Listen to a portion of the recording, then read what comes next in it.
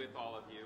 I love that last question that was asked by the person in real estate. I don't know where she was back here. Hello. That was a superb question, about this question about human capital and how, what kind of ecosystem do you prepare them for, which is so important. And as I look all of you, and you're all growing online, you have stores, I know, just in town. How would you answer that question? So we have actually 48 stores now here in the US, right. So this is a huge focus for us too. We actually think about it from sort of cradle to grave, which sounds right. Terrible, like we're killing off all our employees, yeah. But we think about it from a career path perspective. Right. So following on from Katya's point, we think about connecting to the vision, but we have a very deliberate career path right. For people that come in on day one from being what we call a lead guide, all the way through to sort of regional manager and actually moving people into head office as right. Well. And we have found that by giving people that really visible career path as well as connecting them to the vision, that we create that sort of longevity. And we also, from a customer point of view, create a better experience for the customer. And you have 4 Bonobos stores here in town? We have 4 here, yeah. 4 here. And so do you look at that online space as a way gravity operates differently, or that human capital differently, or is it all basically tied It's all part together? of a whole.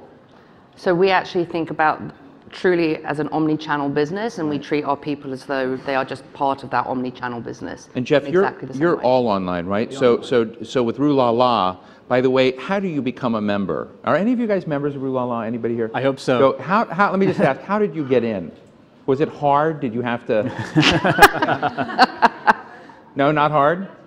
Can I be a member? You can be. So there was an evolution at the beginning, and when Rue was founded. We'll celebrate our 10th birthday this year. But at the beginning, you couldn't get in without being referred. It was a gated wall. You couldn't see the site. You couldn't right. See anything we offered. We made it very difficult. And there was a waiting list. Today, anyone can join. It's much more democratic. So the mystique has plummeted? The mystique is still there. The mystique is still there. With the onus is on us to deliver on that experience to everyone every day. It's the same as the beginning. But how do you? I'm sort of interested in this human capital question as well. But it's also a retail question. It's how you orient what you're thinking about, what the ecosystem is, what drives it. And also, for those people that are here in the urban and commercial real estate arena, where we read, when you look at the future of retail and what's going to happen, more and more of these places are going to be show places, demonstration places, what we can do. And I'm sort of interested, if you're all online, right. What factors matter to you when it comes to human capital and?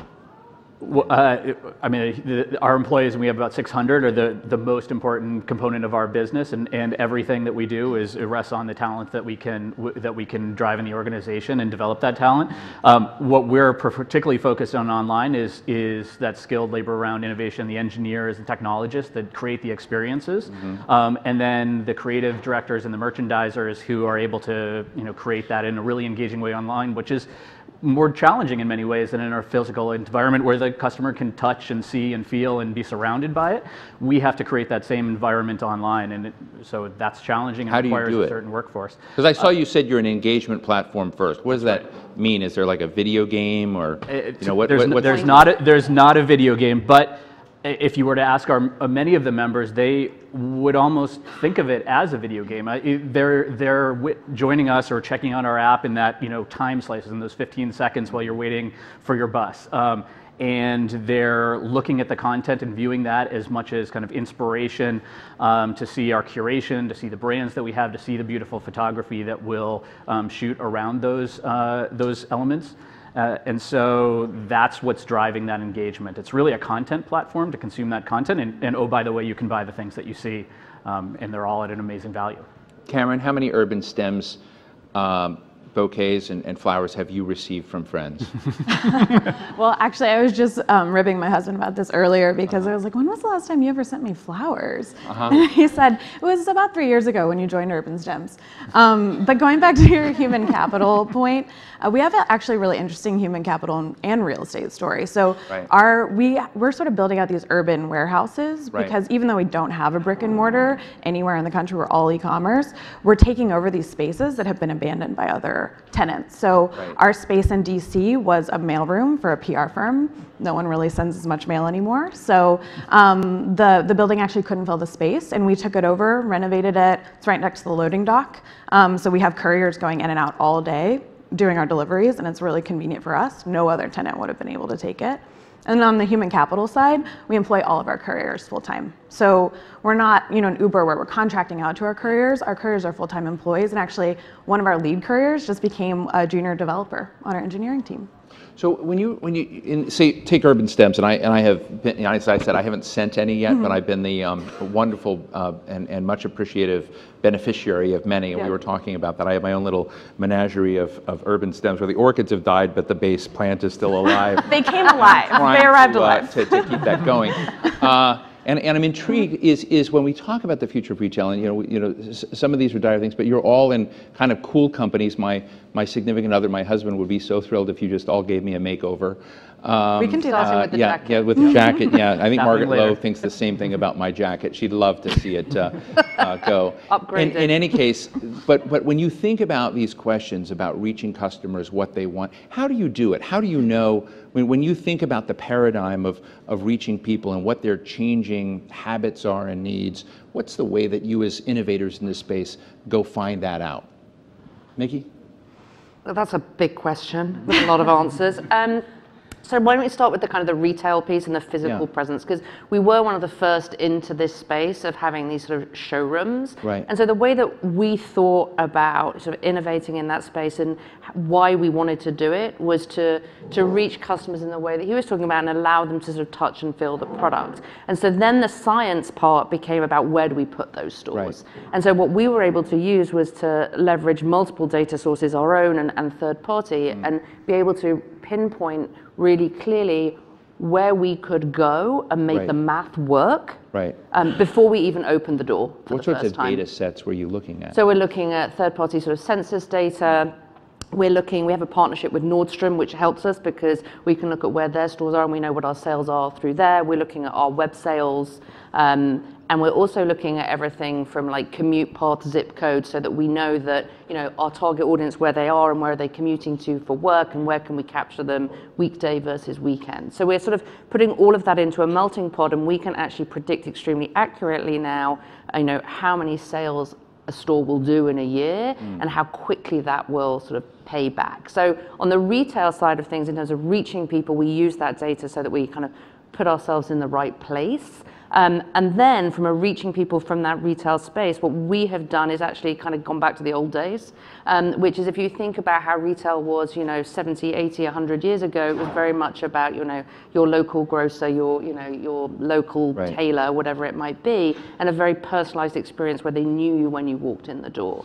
And a big part of our guide shop proposition is that very personalized service. So every single person that walks in our front door or who we reach out to through something we call clienteling, we know them, we know their partner's name, we know about their kids, we know about their preferences in food and wine, and we take a lot of sort of detailed notes about every single person so that we can build that personal rapport with them too. So that's on the retail side.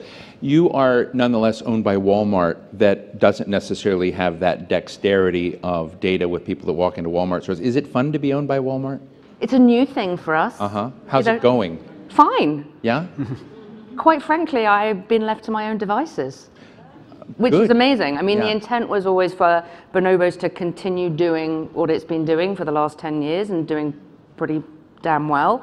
And they don't want to futz with that. So we're carrying on our path, opening our retail stores, carrying on growing our e-commerce business, and carrying on, very importantly, building the Bonobos culture internally, because that's actually been a part of what has, going back to the other conversation, has helped us retain talent, but it's also helped us build the brand that we have today. This sort of belief that you live it on the inside, it shows on the outside. It's sort of interesting. Every wall is permeable these days, isn't it? And so the way that the customer experiences us and the way that an employee experiences us is the same, quite honestly. And we need to preserve that to keep on growing the brand in the way that we have for the last 10 years.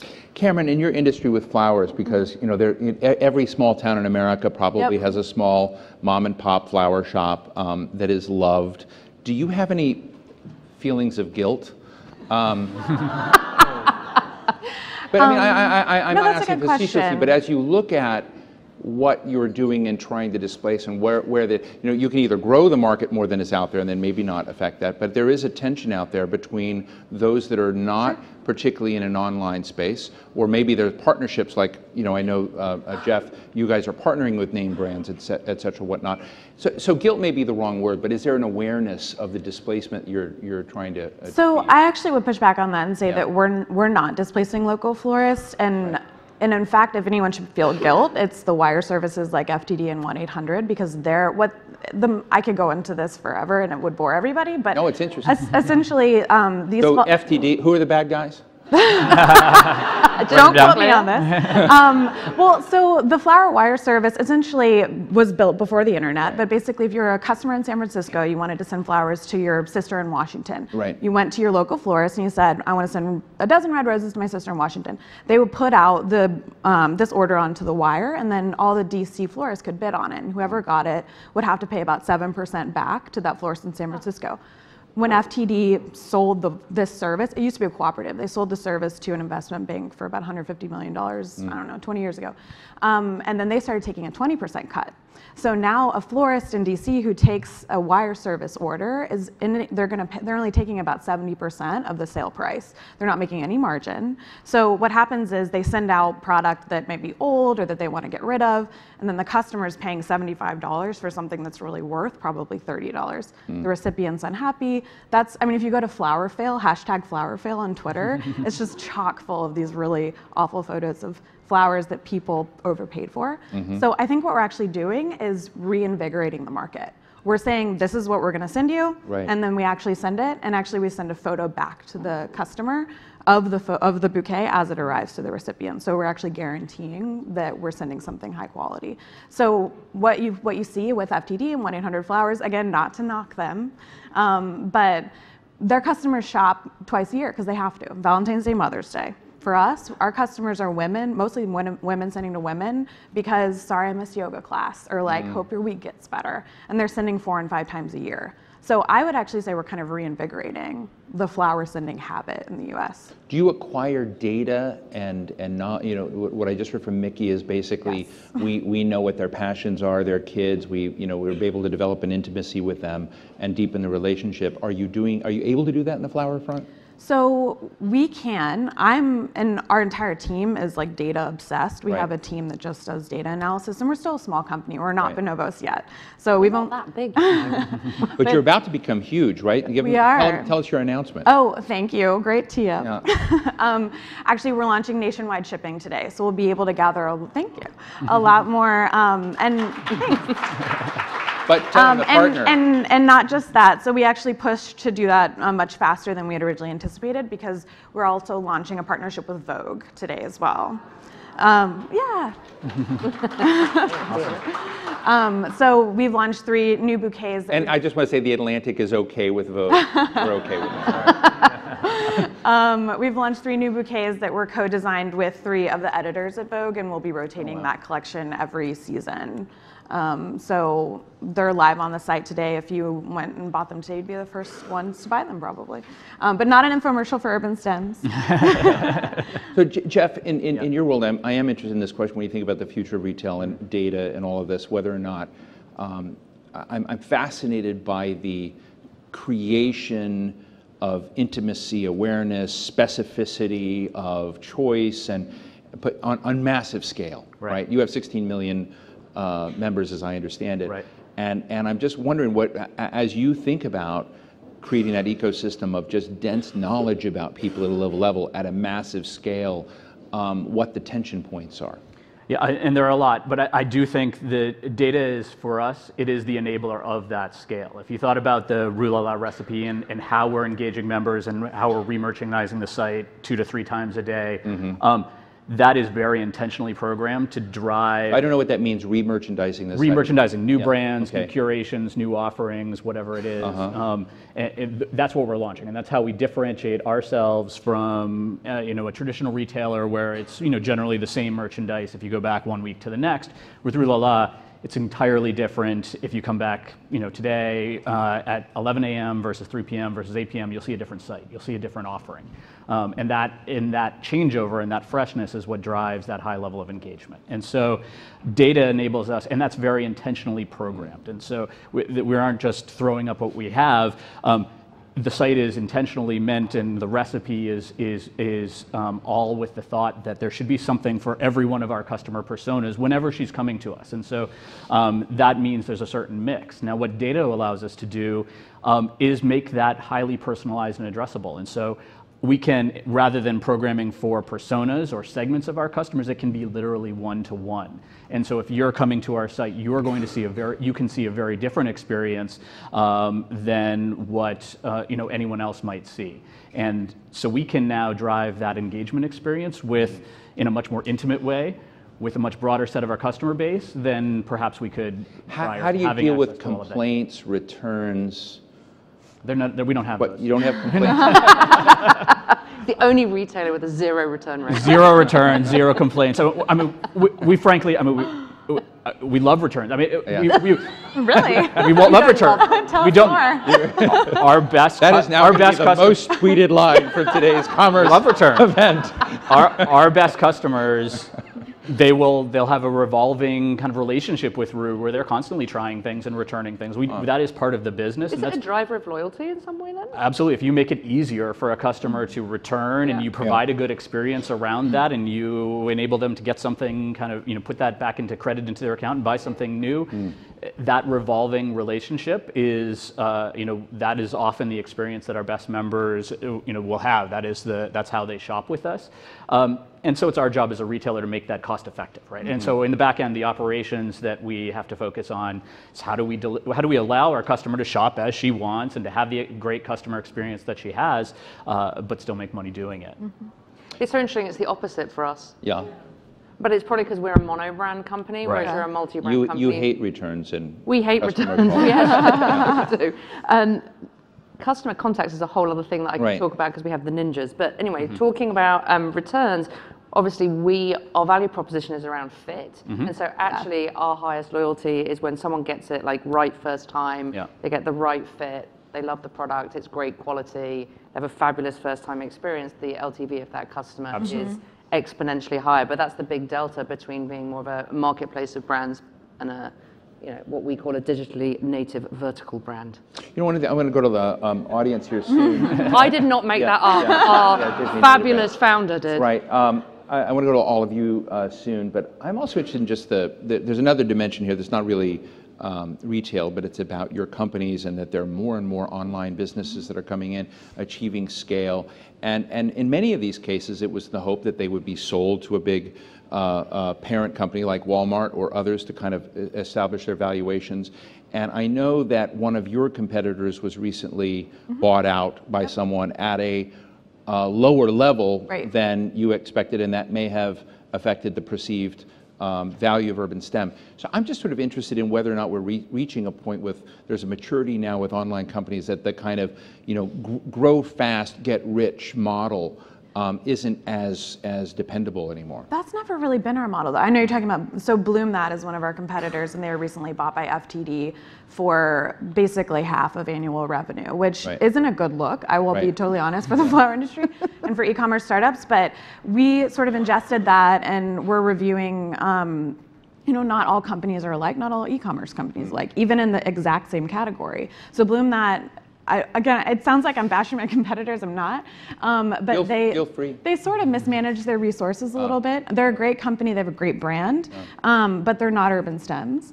And they, in the end, they sort of just ended up outsourcing a lot of their operations and weren't really creating a lot of value in the market. And the way that we see it is, it was starting to get crowded in the flower e-commerce space. And so now there's a bit of a culling, and there's two of us left. It's us and the Books, competitor who I'm not bashing, they're great. it's actually better for us because we can we're doing something really different from our one other big e-commerce competitor, and we can grow in our space and they can grow in theirs. So I think short term doesn't look good to investors, but long term it's not a bad thing for us. Jeff, who's your big rival out in the internet space? Yeah, so we're now the only kind of independently owned kind of, we call it flasher off-price retail company online. And so, what we've seen is that our biggest competition is coming because off-price is the fastest growing segment within the clothing apparel industry. And all of the traditional retailers, the Macy's, Nordstrom's, Saks, their off-price arms are their growth drivers today. Right. So we see them investing in that in some places, that's where we have the direct merchandise competition. Again, we view ourselves fundamentally different than they're a retailer. We are focused on driving that engagement, and so if we think of our competition as competing for our members' time and kind of entertainment, it's a much different. But you're selling some of their brands in what you do, so don't you sort of need? I mean, when you're basically, you're not selling the Rue La La label, you're selling. We're selling product from 4,000 different brands. Right, 4,000 different. So exactly. You need those brands out there so you're like, creating an efficiency, I suppose, for both customers, but you need those other brands out there, whether they're brick and mortar and others, to kind of have. We need those brands. Our partnerships with those brands are extremely important and something that we pay a lot of attention to and really have a deep partnership with most of the brands that we're working with. But fundamentally, we do believe in the multi-brand offering. We want to be able to serve our member in that discovery experience with a multitude of brands. So Rue La La is basically a frenemy company. Right? Frenemy. Yes. Anyway, so let me open up the floor to questions and comments. Yes, right here. Hi, my name is Judith Regis. Excuse me, we'll come to you next. Yes. It's Hi. right here. Hi, my name is Judith Regis. I am with Inclusivist Ventures.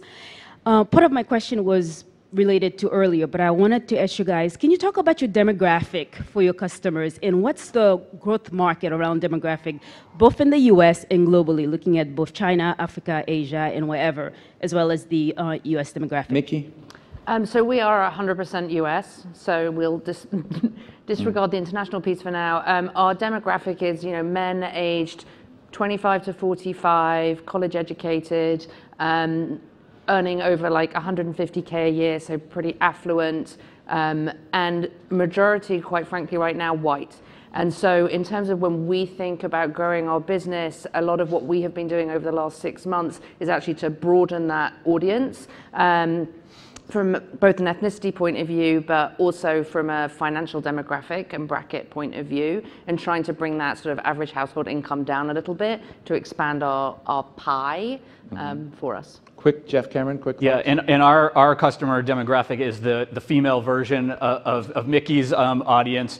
We have opened up international, and so we see a number of big growth markets, China and others, that want access to the luxury product that we carry. And our demographic is pretty similar to yours. It's basically rural odds, but we're about 65% women and 35% men. Excellent. Yes, right here. Hi, I'm Danny Bachman. Should I stand up? I'm Danny Bachman from Deloitte. I was really interested in the way you described how you wanted to invest in your workforce. And it seems very different than the image we usually have of retail. So I was wondering why your view seems to be so different from that of standard large retailers.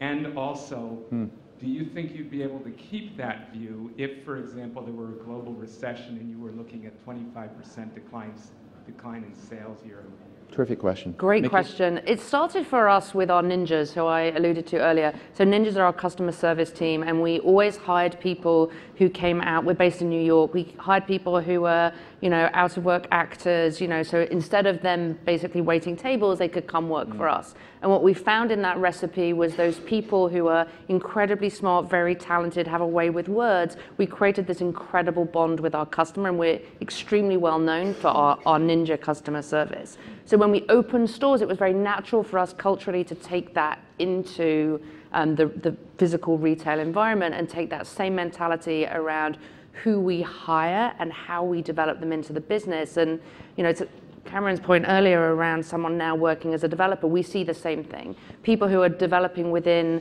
the team and in the area, in customer service and in our guide shops, but we also see this cross-pollination across the business that does two things for us. It does, culturally build strength, and so that connectivity, it builds sort of that loyalty and the sort of the talk factor amongst the organization about this is a place to come and work and where you can grow, and it also does amazing things for the customer experience too on every level. Great. Your recession question. Yes. I don't know. I think that we have, built this loyalty to the organization now that I think will protect us in some ways, but who knows? Other questions? Yes, in the very back. Hi. Hi, James here from Hue and Cry. We're a local men's fashion company, and I have a question for Micky. So I know you well. Well, not you personally, but the brand. Yeah. So personal experience, I'm the head of customer experience, and so you were talking about there's the list of things that you want your employees to be able to kind of go through. Is that spelled out really well, or you just want somebody that's great at interacting with customers? Like, what is it exactly that you want to pull from each interaction? And then one other one just about inventory at spaces. Okay, so on the first one, we do have a sort of a tool that prompts the guide to ask all the relevant questions, some of which I alluded to earlier. But quite frankly, and this is connected now back to the point I was making then, you hire really smart, talented people who aren't necessarily salespeople, but are relationship people. And that changes the kinds of questions they ask, the way they even document it. I was on the West Coast recently looking at their client book, and even just like the way they write the stories of the people, it's very different than you would get if it was just a standard like form that people fill in. Let me ask you two to both answer that too, both on the question of how you go through that filter and develop that, those questions, but also on the you were asking about inventory as well, which I think is equally relevant in both of your cases. But yeah, so as obsessive as we are about data, we're just as obsessive about customer care. We have an incredible customer care team, and honestly, it's what we lead with. When people ask what are the differentiators, and I'm the head of merchandising, I want to say floral design. I know it's important, but it's really the whole experience. We have our customer care team, like Micky was saying, we hire the same kind of people. They're smart, they're college educated, they are excellent with words, and they care about people. And they want to, when we mess up, they make things right. So they're kind of this like safety net. If customers start to fall through, I don't worry about it if we mess up a delivery or if flour dies, because I know our customer care team is going to like respond to a complaining email with a limerick, or like send someone a Starbucks gift card, or do something that's just like above and beyond. They've created so many customers for life for us. Yeah, and I would go back to what Micky said earlier, that whether it's customer care or any department within Rue, it's about finding people who can be ambassadors for the brand, right? Who can represent the brand and who can live the values that Rue has on every day. And so that is our filter. We have 7 core company values, and that is our primary screen to bring people in, because we know if they fit those values, they'll be good ambassadors for the brand. And just finally, so you think I'm really salvageable? I think there's definitely potential. There's hope, there's potential there. There's definitely potential. You look at this. So I'm going to visit your store later, but I want to thank all of you. Cameron Hardesty with Urban Stems, Jeff Steeves with Rue La La, and Micky Onvural with Bonobos. So thank you all very much. Thank you. Thank you. Thank you, Onvural.